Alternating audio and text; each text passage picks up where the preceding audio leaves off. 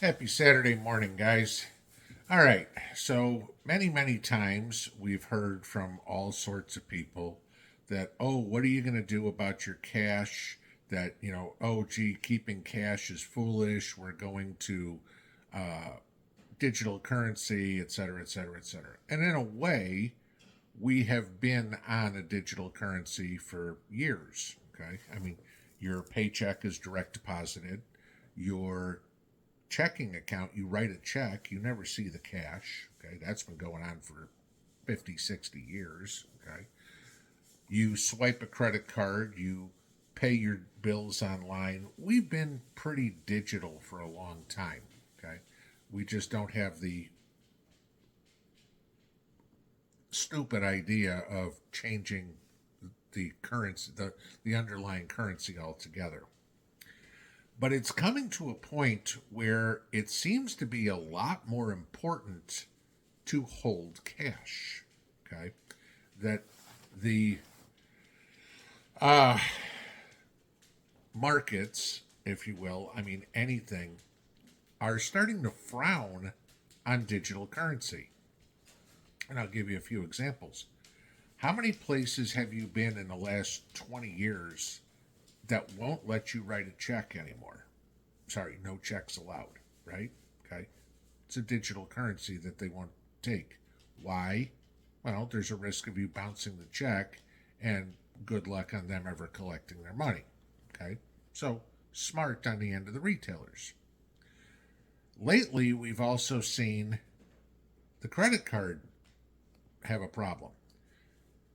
Last week, maybe it was 2 weeks ago, I was in the auto parts store getting parts for my truck, and there was the sign there that said, we add a 3% fee to any credit or debit card transaction.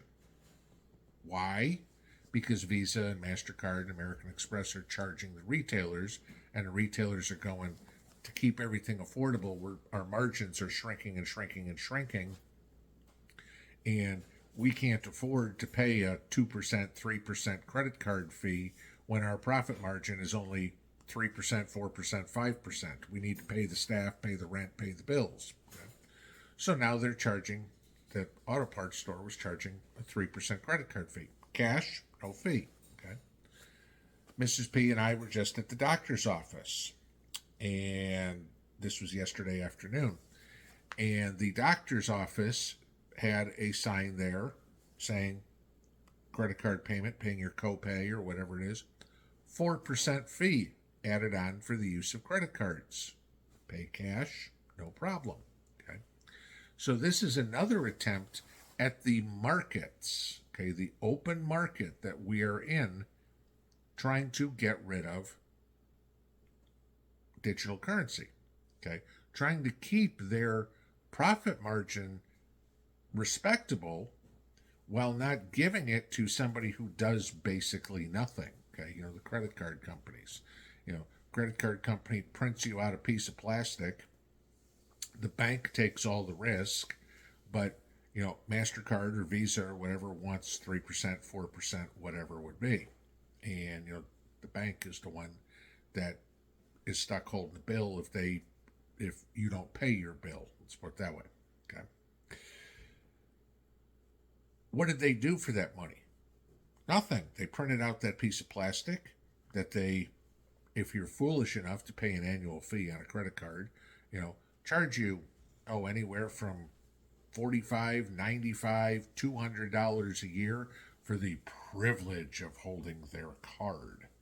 Yippee, I don't care. My credit card, my debit card is not a status symbol. Even if it was, I don't care. All right. I'm not paying a fee. If a credit card has a fee on it, it's an annual fee, I don't get that credit card. Unless it's got $0 annual fee, I don't want it. Okay.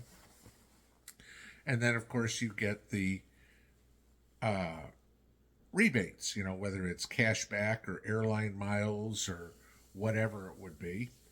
And that's getting to the point where it's not worth it. Why am I gonna go woohoo? I get 1.5% cash back on my credit card when the store is charging me 3 or 4% to use it.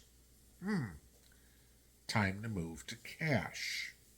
Now, let me give you some other way that this is happening. And this was a piece of information I got from one of y'all. Paul had sent me this, okay? And he went to the grocery store. Again, this is trying to separate you from your money. He says, I went to the store today and they posted signs and have programmed into their registers to not allow more than 10 total coupons in one transaction.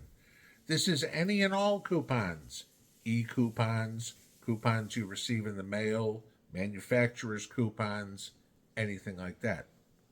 This is another attempt to separate you from your cash. Remember that the store then has to get that money back from whoever the coupon place is, et cetera, et cetera, et cetera. The manufacturer, which could take days, weeks, months, or whatever till Procter & Gamble or whoever sends them the reimbursement for the coupons, if they ever see it.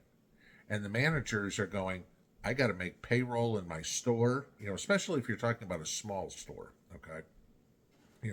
Let's say an IGA, an independent grocer, they got to make payroll right there in the store.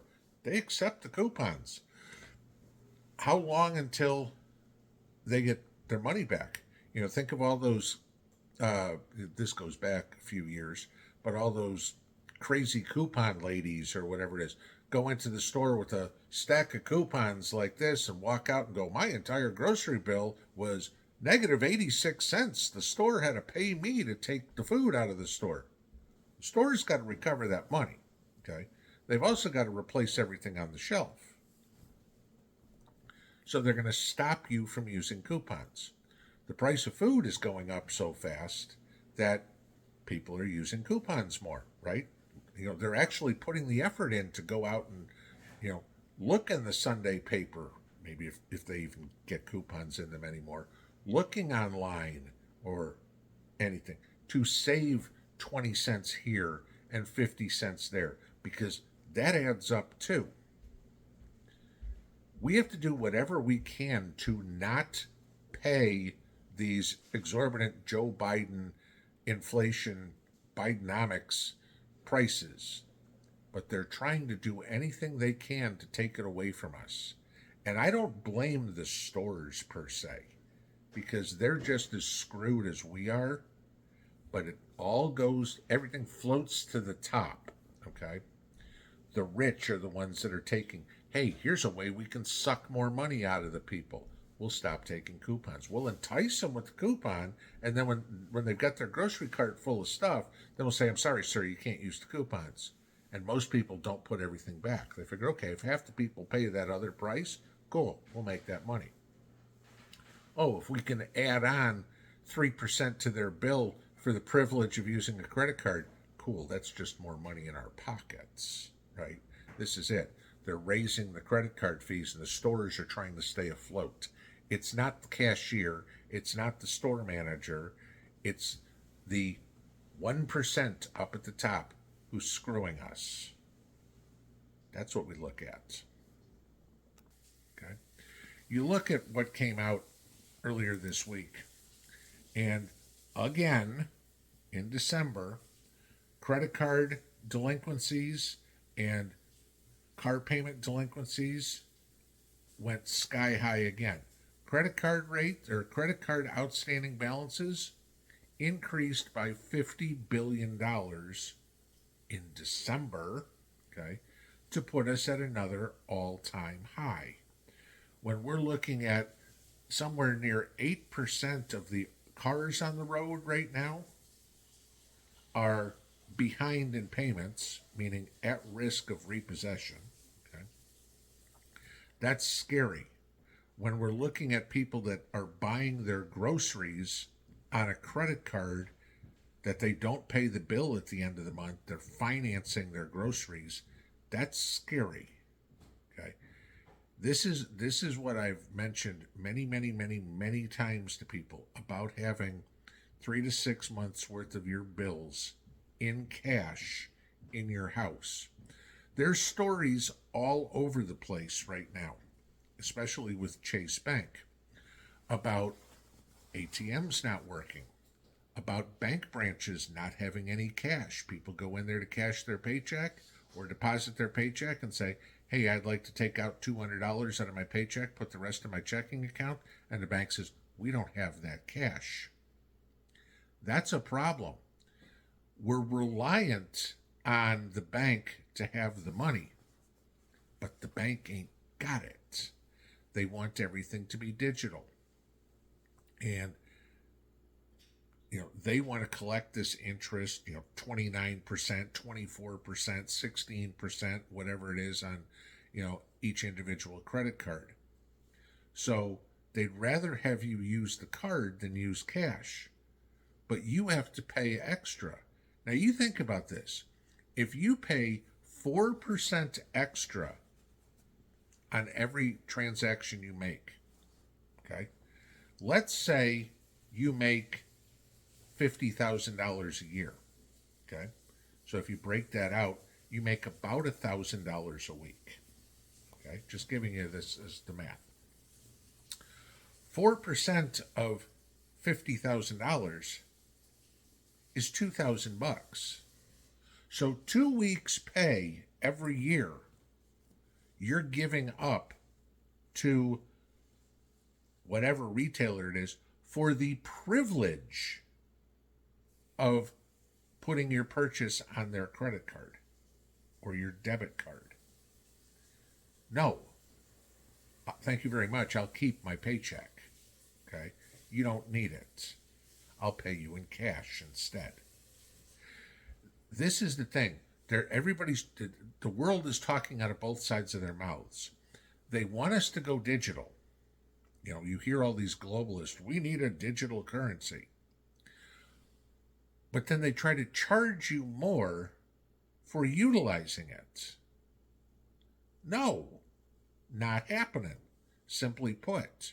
Okay. This is what you have to watch. This is where managing your money comes into play. Yeah, it's still more convenient to pay your electric bill online than it is to write a check. I do, okay?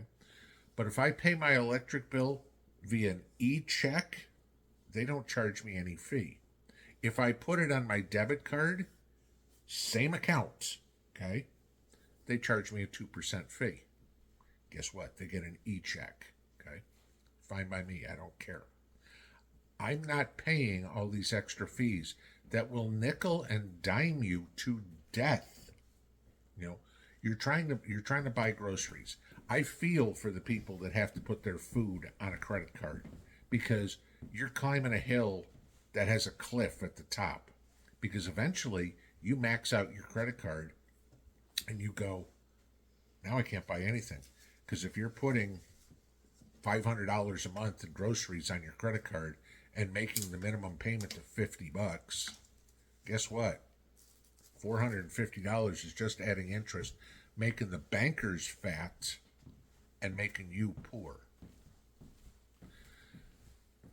Use cash. Have cash. Collect cash. Save cash. And I know people will say, oh, but it doesn't pay me any interest sitting in the mattress or sitting in my safe at home or whatever it is. Well, it's a hell of a lot better than paying for it, because guaranteed they aren't paying you 4% interest per transaction, okay? If you're lucky, you're finding 4% a year on that money. Think about that.